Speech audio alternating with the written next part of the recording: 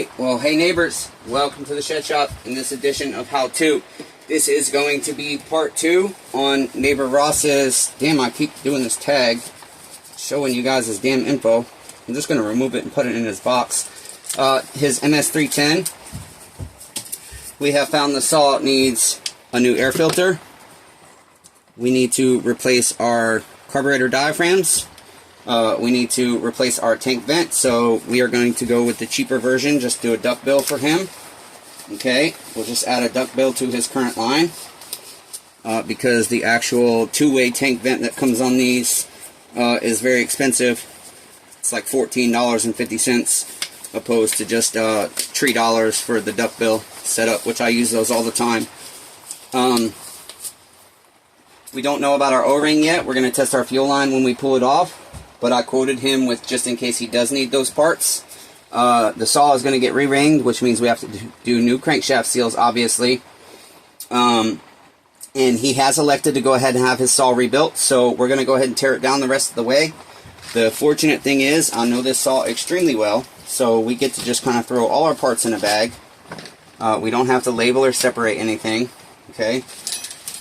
And so all our hardware and stuff can just go in one individual bag. We'll put our carburetor in a separate bag. But because I know this saw really well and I can do it in a fairly timely manner, I'm hoping to have his saw done within a week so that I can make some money. The only problem is I do not think I have the correct piston rings in stock for the 310. I cannot remember what damn size they are. If they're 49 mil, I think I have them, and I think they are a 49 mil. Can't remember if this damn thing is a 47 or 49 mil. So, that being said, part 1, I'll give you an info card up here so you can watch the diagnostics if you'd like, where we went ahead and did a vacuum pressure test and examined a few things. And yeah, that's about it. We're just going to go ahead and tear this saw down. By the way, today is Friday, February 16, and let's see, yeah, that's it. So we're going to go ahead and tear the saw down for a full rebuild. Okay, take our 4 T27s. I know you guys want me to go slow, but I'm in a hurry because I had to open another credit card to buy Uncle's medicines, and it was only a $300 limit because I have so much credit card debt right now. That's all they'd give me, and it's already maxed out. So Uncle and I are broke, and we need to make money. Okay, so next we'll grab a 13 mil for our flywheel. We'll go ahead and loosen our flywheel nut. Okay, leave our socket on there. Grab a hammer. Grab some pliers. We're going to pick our flywheel up with our pliers, and we're just going to give this a good hit. And if you get a good hit on the first shot, it should usually come off. I don't always get it on the first shot, but most times. Okay, stick that there so we don't lose it. Set our 13 mil aside. We're going to need a 3/4 for our, and I always do this, I always do myself dirty. I should be taking the damn clutch off before I take the flywheel off, because you can hold the flywheel to pull your clutch, but we've already got our spark plug out, so it won't be hard to drop rope if our damn, I can't talk. If of course our sprocket is seized to the bearing. So we're just going to pull that up and down until it comes off. There we go. He will need a new sprocket. Already told him that. So we're going to go with an aftermarket sprocket, but I keep it in there because I'm going to show the customer what we replaced. Okay, now I'm going to go ahead and spray this clutch, and we'll go ahead and work on our chain brake parts and whatnots, pull our bumper strips, all that good stuff, while that soaks for a minute, so that we hopefully have a successful first shot pulling our clutch off. I do pull the spike off so it doesn't bite me. Okay, so we'll get that out of there. And these are the only 2 screws that are different sizes. They're very unique on every Stihl chainsaw pretty much, so fortunately I know that. They are larger. I think they're an M6 instead of an M5 and M4, which is what the rest of our screws are. You've got 2 T27s for your dust cover here to expose your chain brake parts, and that usually just pops right off. but he's got a lot of schmutz, right, greasy shop rag? Schmutz. Got a lot of schmutz on this saw, so we got that off. Okay, and then you're going to have, and actually, I really don't need to take my chain brake parts off, so I think I'm going to leave those on there. And if we can't get them cleaned all the way, then we'll remove it. Okay, so pop out our AV annullers, or our AV buffs here. You have one here, you have these two, and this one for a total of 4. Okay, and that's the other thing. His estimate does not include, I might run into other parts, and sometimes customers don't understand that. Until you have the saw completely disassembled, you don't fully know what all needs replaced. So, but he's basically, you know, can be $500 for a new saw with his $75 value trade-in, or I only charge $150 labor if I don't, I hate these things, if I don't run into major issues on the 1127 saws, because I know them well. And I usually only charge $100 labor on the little saws, like the 017s and 018s, for a rebuild. Okay, and then I try my best to be able to make money on parts, but sometimes I can't, because I'm poor and I can't keep a ton of stuff in stock anymore, because my eBay sales are really crappy, and so I can't afford to order Meteor right now either. Okay, I have my flange on here from where we did our vacuum pressure test, so I'll get that out of the way. Okay, come on, did you come out already? I think it did. Okay, there's that. Just feel like that didn't come out. I didn't see it, but I guess it did. Okay, got our grommet here. Get our flange out of the way. Okay, let's see, what do I want to do next? I will remove our muffler next.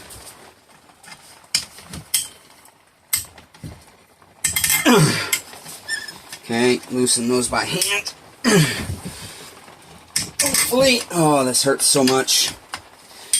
I really hate that I can't do my passion without pain. I really hate my body. I really hate the neck pain is the worst thing. If I could get over my neck pain, I could do a lot better for you guys. And so I'm trying my best to get help from the doctors, even though I don't like doctors. But I haven't been able to get my epidural shot yet, and I don't even know if it's going to help. The last time I had injections, it made everything worse for my stenosis. They tried to do a nerve block agent, and it did not help. So get all that out of there, your muffler bolts. The last one is going to be easier to get off once we get our shroud off, so we'll not fight with it. Okay, let's see if our clutch wants to go ahead and come now with our 3/4 reverse thread, remember? It does not, so we're going to take some rope down into our piston here, or into our combustion chamber. Okay, just stick that through your piston port. You can't see garbage. The light in here sucks, even though I've got all kinds of lighting. I still can't ever see. Okay, be very careful if you're using a metal tool. Okay, then we'll slowly turn that until it catches. Yeah, it's not going to want to come off. This clutch is going to be difficult. So I had to reposition my rope. Oh, it looks like it came loose. There we go. That took a lot of oomph. Okay, there's that. Our rotor washer, our worm gear, our oil pump can stay on. No, it cannot. I'm sorry. Our oil pump does have to come off. Okay, so that's 2 T27s. And this thing is dirty as hell. What I need to do is, when saws are this dirty, I need to charge more. I really should charge like a $25 cleaning fee. Okay, so there's that. Let's make sure our damn camera's still recording. It is. Throw those in our hardware bag. Okay, get our oil pump off here. There's an elbow up here that it has to come undone from. Okay, and then we have to carefully unplug our oil tube, our feed tube there, okay? And I didn't think, damn it, yep, I gotta get that plugged up right away, because I didn't drain the oil. Okay, so if I don't plug it up, the pressure's just gonna, like it is now, you can see oil flowing, so we'll plug that up. Okay. Let me hold our oil tube here so I can push that in further. oil tubes on these models. I don't usually have to replace them. They hold up pretty good, and so they typically don't have issues unless they rip. So get our oil pump out of the way. The next thing we're going to do, you carefully go under your throttle lever or your kill switch here, pop it up, slide it out, and then you pull your wire out, okay, like so. Oh shit, I'm going the wrong way. It comes in this way, I think. Let's see, I can't ever remember. Okay, it comes out from this side. You got to pull it this way, okay. There's that. Go ahead and get our rope out of here if we can. Need to turn my crankshaft a little bit. One of my regular subscribers is in the ICU unit. He had an operation and the doctor effed up, and so I'm worried about him. They did keep me posted, so that I didn't think he was just not responding to me, because he told me a month or so ago he was having an operation. And so I've got him on my mind too. I'm worried about him. So yeah, that's affecting me. And then my uncle's health, my health. Okay, you do have to take your chain catch off because it is attached to... Oh, I'm sorry, not on this model, damn it. I'm thinking of like my 291s and stuff. Okay, but we'll take it off anyways. We'll get it cleaned up better for our neighbor. Okay, you got 7 T27s holding your handle on. You have 4 on this side, 1 up front, and we're going to have 2 underneath where it attaches to our rear handle / top cover. Okay, put those in the bag there, get them out of our way. Don't want to lose our hardware, even though I have lots of hardware. These screws are like $1.36 a piece plus shipping. Okay, I'm just looking to make sure I got everything I need on that side. Go ahead and take these 2 off down here. Again, I don't recommend impact, but I can't afford it, but I take the risk of having to replace parts because that's easier for me. I need to remove this grommet back here. Okay, take you some needle nose and unplug your wire here. Okay, and then we have to push this grommet through down at the bottom. Okay, push that through. Okay, we're going to unplug our impulse from our motor. It's easier than pushing it through our handle. So get our scrunch again and just kind of go back there and carefully unplug that from your brass fitting. While we're here, we will go ahead and remove our ground wires from our cylinder. Okay, and I like to put this back in there typically so that I don't lose it or mix it up, because these things like to break a lot. Okay, so there's that. And then we should be able to go ahead and remove our wrap handle. Did I miss a screw? She's just on there tight. Okay, there we go. Get that out of our way. And then we need to pop this AV annuller out. So one of the easy ways is to take you 1 screwdriver in the front. Okay, just kind of pry it down. And then if you put your 2nd screwdriver through that gap you've created, okay, and then you just send it right here to the edge, okay, and that will help you pop that out really easy. Okay, so then we need to push our intake boot through, okay, and then our handle. Oh, we got our tank vent. Okay, I'm gonna have to take this screw out that he put in. I don't like when people do this with a tank vent because it's not going to give you the proper functioning that you need out of a tank vent. Okay, so got that there. Get our handle off. Okay, our impulse hose does look okay. It feels okay, but we will still test it. The next thing we want to do is go ahead and get our fuel line out so that we can test that properly. It's a lot easier to see when it's off the saw. Okay, so we'll set that aside for the time being. Then you've got 2 T27s for your shroud here, 1 here, okay, and then you've got 1 up in the front here by your chain brake handle where it attaches to your recoil. And now that shroud, you should be able to shimmy that off. Okay, unplug your boot from it, and there we go. Okay, now we're going to remove our motor. 4 T27s on the bottom here. Okay, yeah, they're going to be tough to get off, I think. Yep. So I'm going to grab a hand turner here and hurt myself to get these started. Oh, wow, tight, very tight.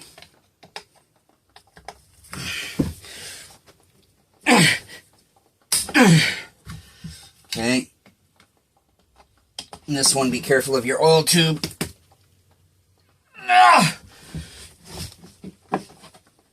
Damn, it feels like my wrench is going to break on this one. I hope not.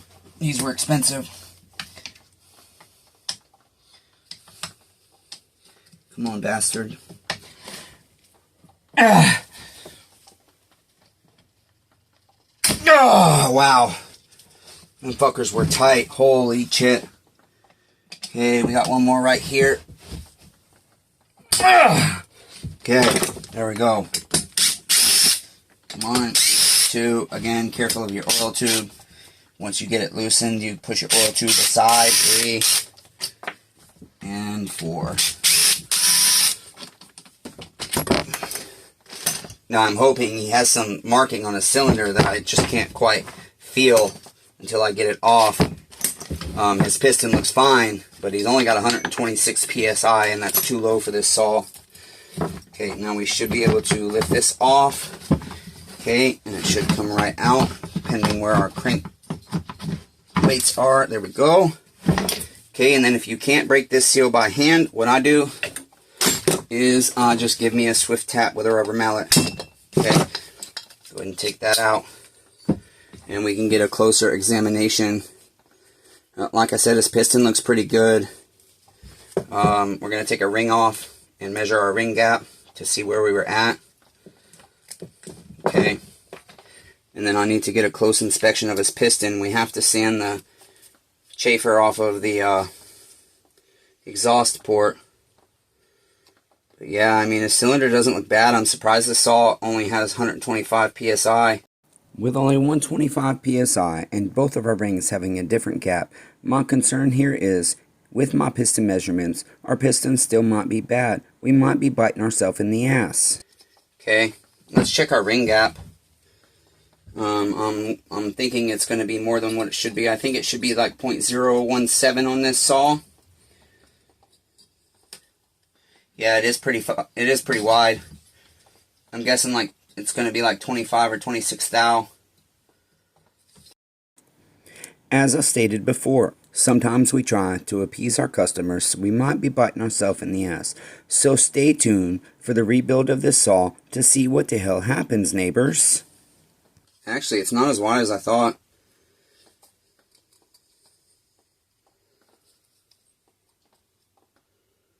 Okay. Just trying to get the ring even. Then we'll take our feeler gauges here. I'm going to start with like a 22 thou. Let's see. Let's go with 20 thou. Okay. A little bit higher. 22 thou. I can't see for some reason.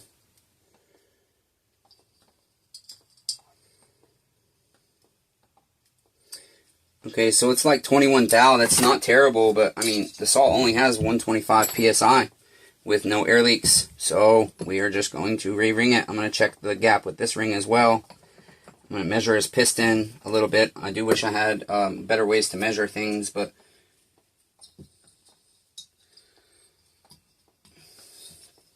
yeah, because this ring is really tight, you guys. Really tight. In my opinion, this one looks good, and it's going to be less. That's weird. Usually they're the same. Let's go 15 thou. Yeah, we can't even fit a 15 thou in this. Oh, there we go, 15. It's about 15 or 16 thou on that one. So we've got one ring that's not measuring right and one that is. Okay.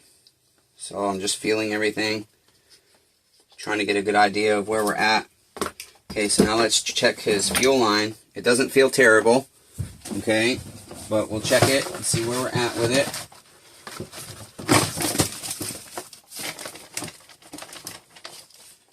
And so how we do that is we're going to go ahead and use some hemostats to crimp off our fuel line as close to where our fuel pickup body goes in as possible. Okay, to seal that up, hook it up to our mighty vac, And we're going to go ahead and pull 15 of mercury. And in 30 seconds it cannot collapse in on itself or it fails. I think we're doing good on the fuel line. Yeah, I think it's passing vacuum for sure. Okay, so my neighbor probably doesn't need a new fuel line, so let's put it on pressure. And again, go up to 15, but lately I haven't been able to get it up to 15 for some reason, but this one's allowing me. Okay, and we just want to make sure it doesn't balloon. Yeah, I'm reasonably confident. I'd say 95% confident his fuel line is good. Yep, we're okay. Okay, so that's it. That's how you tear down the 1127 series saw. Again, this one is an MS310. I don't see a whole lot of 310s anymore.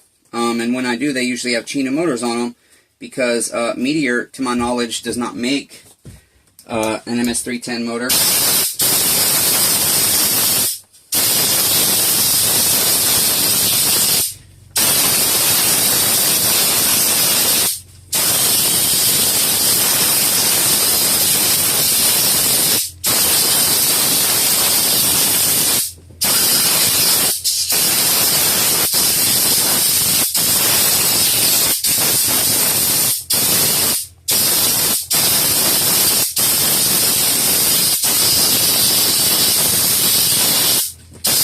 Trying to clean this up.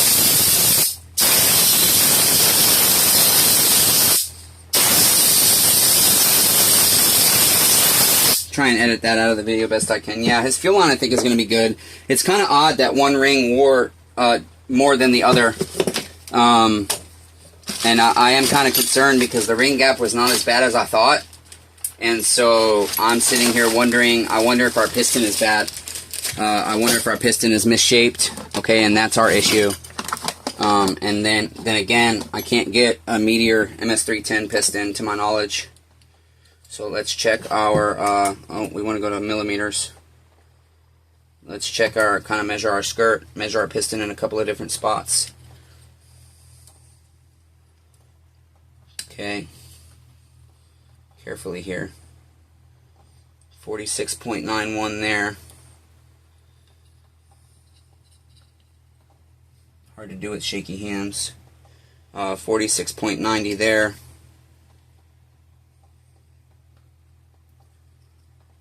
Uh, 46.78 there.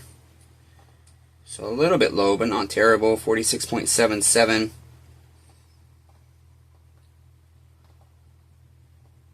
Yeah, 46.76 millimeter. Okay, let's check our center. 46.88. So it seems the top of his piston is slightly thinner than the rest. Normally you get that your skirt will be more worn than the top. But nonetheless, we will go ahead and get our neighbor's saw rebuilt for him. Hopefully we have, these are 47 mil. I don't think I have 47 millimeter rings in stock, but we'll look. If not, unfortunately, we have to buy them from a competitor. So it is what it is. But that's it, neighbors. Until next time, be kind to one another. Everyone is facing a battle. Love all 8 billion of you, even though I suck at it. # persevere.